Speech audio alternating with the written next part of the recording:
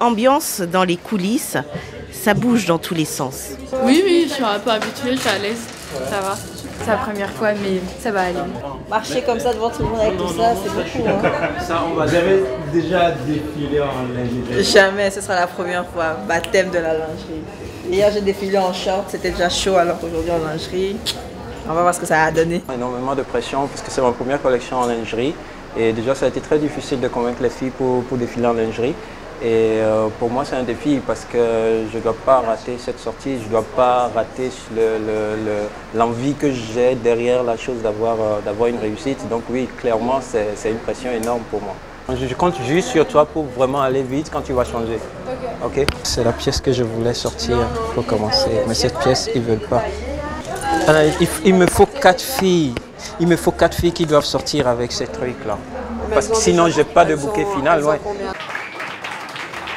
Le jeune créateur, Tony Blanc, peut souffler, enfin presque. La pression est retombée d'un cran en tout cas parce qu'il faudra, oui, après ajuster toutes les pièces pour être sûr que tout est à sa place. Et oui, d'un cran parce que après commence le travail même. Il faudra arriver à convaincre les magasins de pouvoir prendre une nouvelle marque, de pouvoir prendre une marque pas très connue. Donc là, c'est la prochaine pression, mais du moins pour ce soir, la pression est tombée d'un cran. Sa collection Désert, pure lingerie, présentée ce week-end à Bruxelles dans le cadre de la première édition de Noël des créateurs, a fait mouche. Je connais un peu le créateur, je l'ai vu au démarrer au début, et je trouve ça super qu'il puisse enfin se faire voir. Et bon, les mannequins, j'ai trouvé qu'elles étaient super belles en plus. Ben, c'était pas mal, pour une fois c'était un peu différent de ce qu'on voit d'habitude dans les défilés, un peu, comment dire, oui, c'est un peu différent, c'est plus accessible et très intéressant.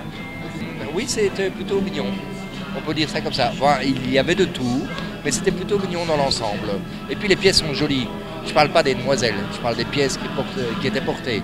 C'est quand même ça le plus important dans un défilé, c'est quand même ce qu'on montre en dehors du corps des femmes. Une création contemporaine reflétant ses racines, le pari est réussi pour le styliste visiblement soulagé. Une expression assez positive et ça m'encourage énormément parce que après un défilé et que vous avez de si bons retours, vous vous dites, voilà, vous avez fait un travail qui a satisfait.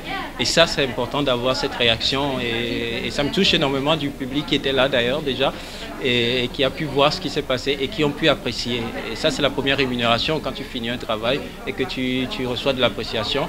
C'est la première rémunération et j'en suis content. Après ses études de comptabilité à Lomé au Togo, cet autodidacte s'est lancé il y a 10 ans dans la mode. Ses matières de prédilection, le lin, le coton, la toile de jute ou encore le raffia, la dentelle et le kori, Tony en a le secret. La collection s'appelle Désert parce que c'est une collection que j'ai préparée dans une entièreté de ma personne. Allez, c'est mon histoire en fait qui se raconte dans cette collection et c'est Désert en fait. La lingerie parce que généralement c'est quelque chose que nous ne pensons pas mais c'est quelque chose qui est joliment habillé parce que des gens des fois on s'habille très beau dehors, on a l'impression que c'est que beau dehors. Mais l'intérieur, c'est aussi beau. Parce que des fois, nous avons envie de rencontrer des personnes qui ne sont pas que des belles personnes extérieurement. Et nous avons envie de rencontrer des personnes belles intérieurement. Et ça, c'est ce qui explique que nous nous sommes habillés très bien dehors. Mais en bas, il faut être aussi habillé élégamment, vous voyez. Donc pour moi, la lingerie, ça a ce sens. Sublimer l'intérieur, en fait. Donc du coup, voilà, c'est toute l'inspiration que j'ai par rapport à la lingerie, en fait. Pour cet ancien sociétaire de Zara et Esprit, le plus dur reste à venir. Le pas prochain, c'est d'approcher les magasins, les boutiques qui veulent distribuer la marque parce que voilà, c'est le plus gros défi en réalité. Parce qu'après un défilé, ça c'est un défilé, ça ne va pas rester là. Il faudra arriver à pouvoir distribuer. Et pour distribuer, il faut aller vers les magasins, vers les boutiques qui distribuent. Et c'est là le plus gros défi parce que c'est une nouvelle marque sur le contexte lingerie qui n'est pas connu. Donc il faudra convaincre les magasins, les boutiques pour leur faire ce qu'ils n'ont pas fait, c'est-à-dire accepter de distribuer une marque pas très connue. Pour l'organisatrice de l'événement, le choix du jeune créateur n'est pas un hasard. Tony Blanc, c'est un styliste qui propose des articles pour toutes les femmes. Moi, c'est ce qui m'a attirée.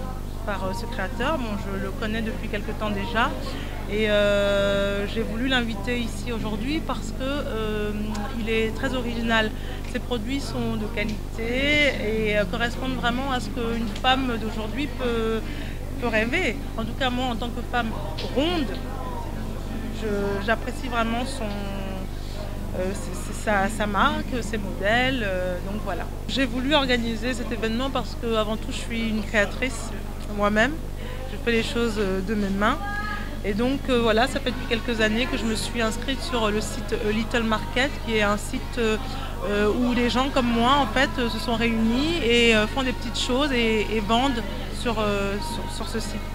Donc chaque année, depuis 3 ans, ils ont eu l'idée de créer une journée spéciale pour ces créateurs qui font des choses manuellement. Et donc je me suis proposée cette année pour la première édition de le tenter sur Bruxelles puisqu'il y avait une forte demande et ça n'avait jamais été fait, donc voilà. La trentaine accomplie, Tony Blanc reste optimiste et travaille déjà sur la prochaine création dont il en fait un secret pour le moment.